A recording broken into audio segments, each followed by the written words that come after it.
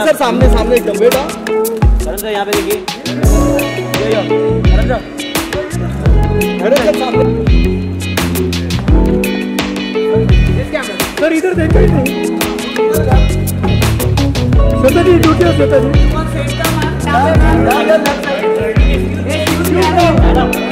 ये कौन नया लोग है कह रहे सर फोटो सर हो जाए photo sir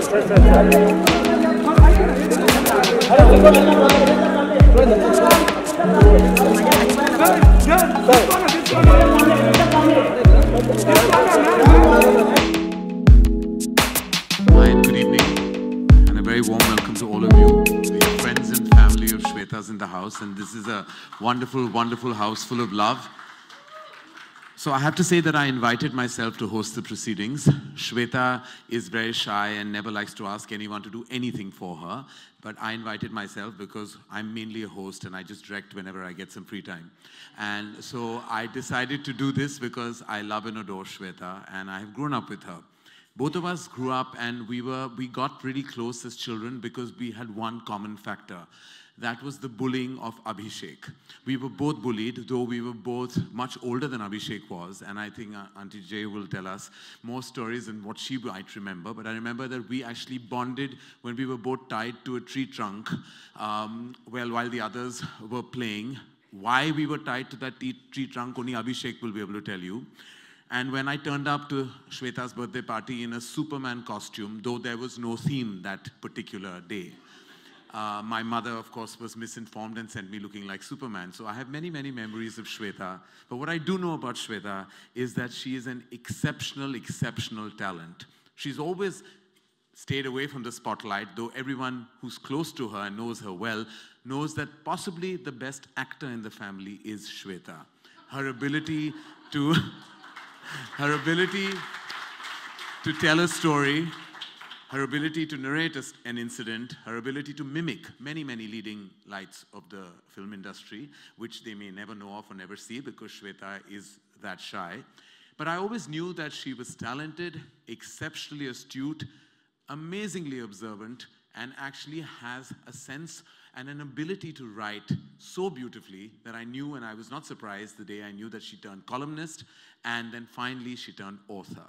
When I read Paradise Towers, I knew that it was really a huge loaf of life, not just a slice, but a loaf of life. Everything that she's keenly observed, having lived in Delhi, having lived in Mumbai, having traveled the world, and mainly the way she addresses the characters, the way she actually points the nuances of human behavior is all there. Apart from that, her exceptional wit and her storytelling expertise is all there for you to see. Shweta, I wish you all the best for your debut venture into the literary world. And I'm sure that there will be many, many more, and you will do your father and your grandfather tremendously proud. Give it up for Shweta Bachchan, Nanda, ladies and gentlemen. And of course, who better than her iconic and legendary parents to do the honors today? Both of them leading lights of the film fraternity, exceptional actors, exceptional entertainers, and possibly the most amazing people I know in the movies. They're like parents to me, and I'm very, very grateful to have known them in my growing years. Ladies and gentlemen, please welcome Shweta's parents, Mr. and Mrs. Amitabh Bachchan, Mrs. Jaya Bachchan, and Mr. Amitabh Bachchan on stage. Feeling at this moment. Thank you, ladies and gentlemen, for having us here. It's a moment of great pride and honor, very emotional for parents to be at the launch of their daughter's book. As a father, I feel very privileged because she's my daughter, and daughters have a special place in my heart. I wish her all the very best. All I can say for the moment is I'd endorse what Karan said a little earlier on that she really is the best actor in the family. Every time we go through some kind of a moment in the day, during any event, there's always a little family meeting at the end of the event at home. And she takes over and does a takeoff on everyone that was present there. I do look forward to this evening when she will do a takeoff on tonight's event. She's also very perceptive about observation, and I do rely on her many a times, as does the rest of the family, on many incidents that may happen within the city, within the home, within the country, within the world. She has an opinion. Many a times we discuss, I do, the outcome of a film that I may have done or a film that she may have seen. And I have to say that she's always been right. When she says that a film is going to do well, it does well. When she says it's not going to do well, it turns out exactly right. So many a times I have begun to share some of my scripts. I'm afraid I couldn't do many of them earlier on, and I want to be excused for that. But recently, though, she has been extremely helpful, very perceptive in giving me ideas and thoughts on what I was working on. I can only give you my love and my blessings, Shweta, and thank you so much, all of you, for being here today to encourage her to grow, not just as my daughter, but as a woman and as a lady. Thank you. Thank you.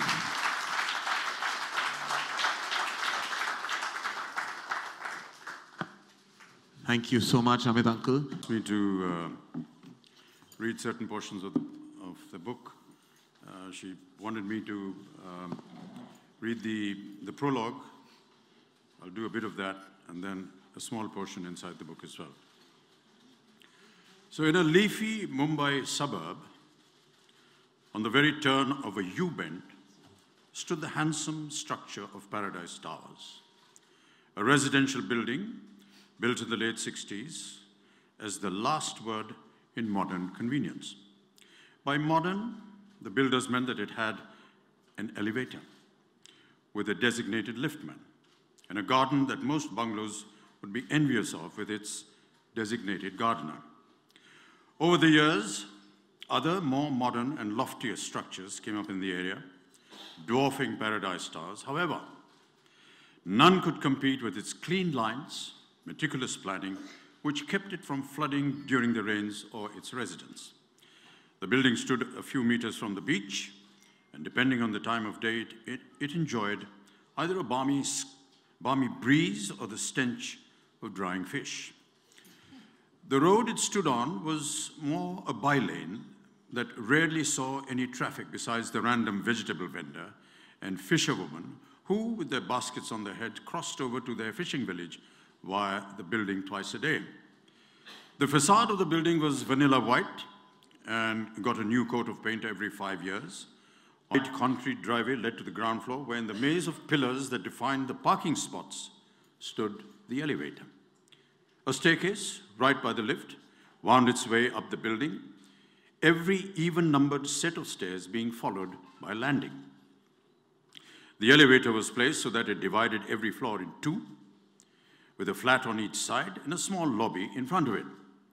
The staircase also allowed access to each floor, and the substantial terrace, accessible to and all used by everyone for the drying of clothes, housing of water tanks, and the electrical room, and where all the staff gathered to moan about salaries and to gossip. Rarely in the spring, the building children would go up there to fly kites, but as the years wore on, the more modern modes of play were invented, the children lost interest. The flats were spacious and airy with large windows that let in the sunlight.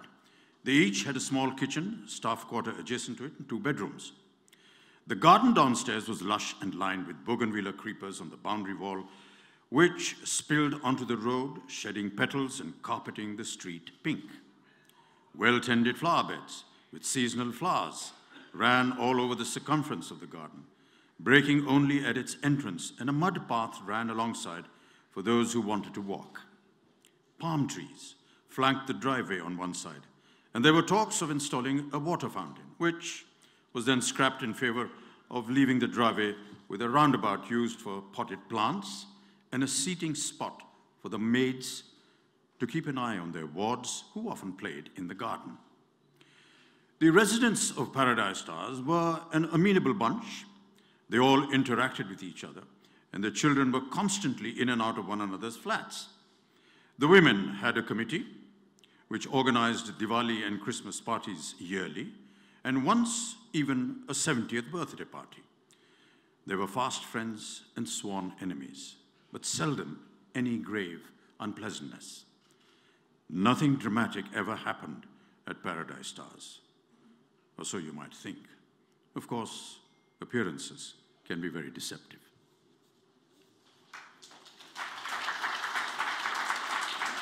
So that was the prologue to the book, and there's a little small chapter on one of the elements that stayed in Paradise Stars. So Dinesh's vacant spot in the car park was soon occupied by a bicycle superfluously trilling its bell as Mr. Roy, his mop of wiry black hair ruffled by the wind and thick black square-framed spectacles balanced on the tip of his nose that he peered over, swerved into place. Dismounting his cycle with some difficulty, seeing as he had weighed under his arm a briefcase, Mr. Roy parked his ride, smoothed his clothes and hair by running a hand over them, pushed his spectacles back up his nose, and proceeded to remove something wrapped in layers of newspaper from the basket attached to the front of his cycle. From the shadows, a middle-aged man came forward and relieved Mr. Roy of his briefcase, leaving the gentleman to better hold his newspaper-wrapped parcel. Though the Roys had a car, Mr. Roy preferred to use his bicycle on trips to the fish market, or so he told his friends. The truth, however, was that he had once driven himself into the gutter right outside the building. A nostalgic song on the radio had set him off daydreaming, causing him to lose control of his car. The car and Mr. Roy were extricated from the gutter with great difficulty. One of the Kapoor children had even captured the entire episode on their phone. The car, though, sent for an overhaul, would always smell of rotting bananas every time the engine overheated.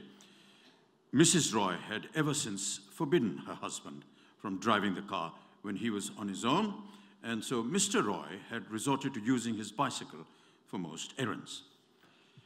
Mr. Roy rung for the elevator that whirred and hummed as it descended, the liftman smiling his broad smile as he came into view.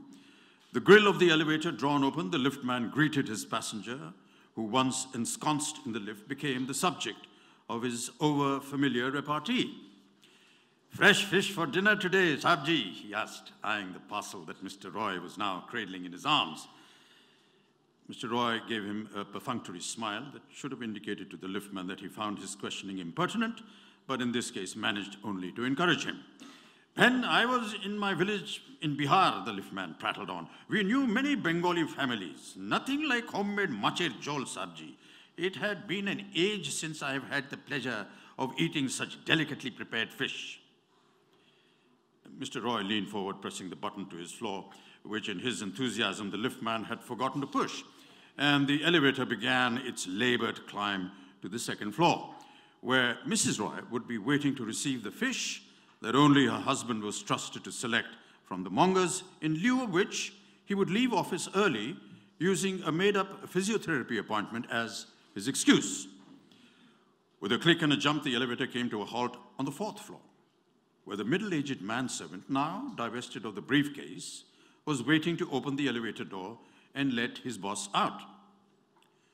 The minute he stepped onto the landing of the fourth floor, Mr. Roy's superior olfactory senses picked up the most divine aroma. Tilting his head backwards and flaring his nostrils, Mr. Roy shut his eyes, gave himself up entirely to the scent.